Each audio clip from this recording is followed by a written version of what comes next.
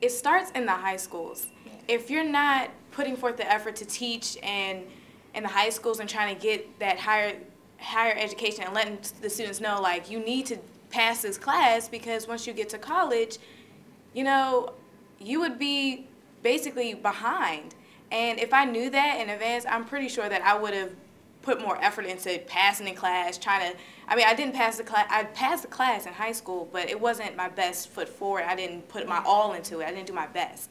But if I knew that if I put my best into it, I didn't have to do those developmental classes, I would definitely.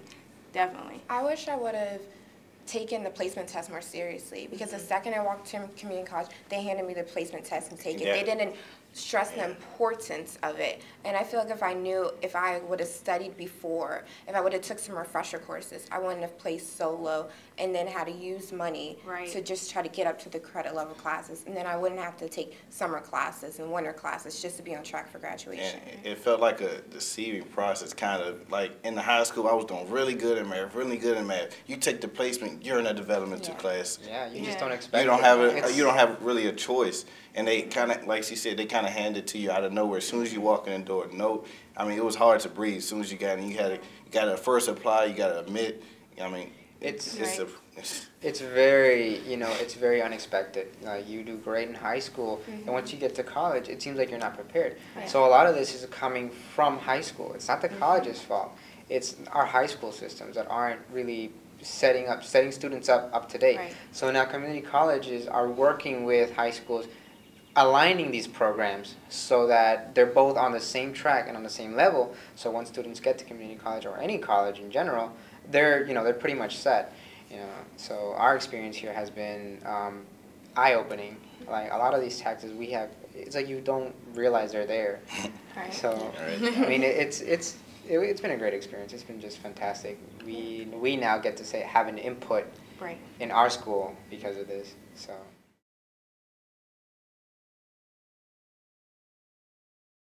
Our school is putting us in the Envision Success program. So they're going to have students also, and it's going to be a huge roundtable sort of, roundtable kind of discussions, and students are going to be there. There's going to be selected students that are going to go in and give their input. They want us to come in too. To like board of trustee meetings and stuff like. They want us to be a part of it, and put our voice into it. Let them know how we're feeling, what we're thinking. Basically, get into our heads, because it's like I think that Achieve the Dream was trying to do that with this whole conference. They're trying to figure out how to get to the students, how to make them complete, and how to motivate them and engage them with basically just getting through the success.